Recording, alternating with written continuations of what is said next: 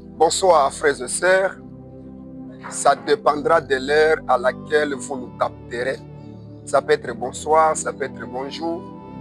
Et il a plu au Seigneur en cette date de bien pouvoir vous parler de sa part.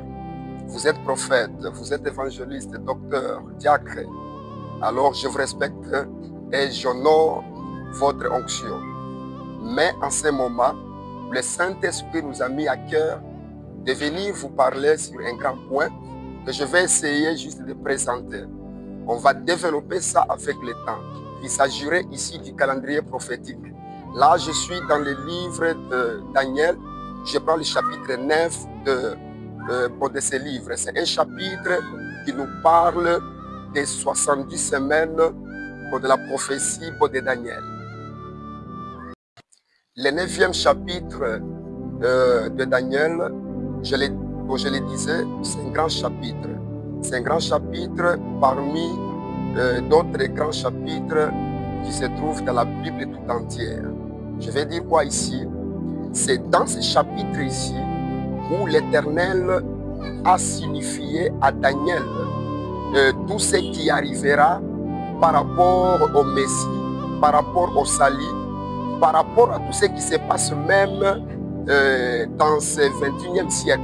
Dieu l'avait déjà révélé au prophète Daniel. Donc, ignorer ce chapitre ici, c'est comme si on va négliger et ignorer le calendrier prophétique.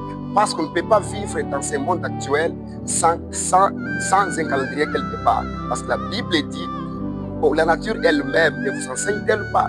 Donc, il y a donc raison de recourir à ce calendrier prophétique. Je suis en train de dire que on ne peut jamais vivre dans ce monde ici sans un calendrier. Aujourd'hui, nous sommes à cette date où nous sommes le 23. Alors, pourquoi dire le 23? C'est parce qu'on s'est référé à un calendrier quelque part. Maintenant, nous qui sommes dans l'œuvre de Dieu, nous avons aussi notre calendrier que j'appelle ici le calendrier prophétique. Si nous travaillons, nous prêchons, nous prophétisons, nous faisons tout, mais on ne fait pas référence au calendrier prophétique, nous n'allons pas réussir la mission que le Seigneur nous a confiée. Alors, je vous prierai de retourner et de jeter un coup d'œil dans ce calendrier prophétique. Il ne faut pas servir l'Éternel tout en regardant dans d'autres calendriers, non. Nous devons servir Dieu tout en regardant ce qui est écrit. Parce que Jésus lui-même a dit, le Fils de l'homme s'en va comme il lui a été écrit. Donc tout ce que nous faisons dans l'Église doit être et doit trouver comme soubassement la parole de Dieu.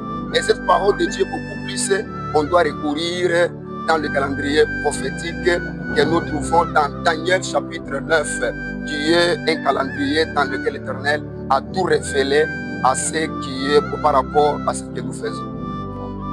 Comme je le disais, nous sommes presque à la fin, mais je voudrais pas, c'était juste une présentation. Je voudrais maintenant vous signifier que notre message sur le calendrier prophétique va pouvoir parler premièrement de l'introduction. On va d'abord introduire, on va étudier beaucoup plus. Après l'introduction, nous allons pouvoir subdiviser les 70 semaines, comment elles sont présentées et comment elles sont subdivisées. Que Dieu vous bénisse. Nous vous aimons très bien. À très bientôt. Merci.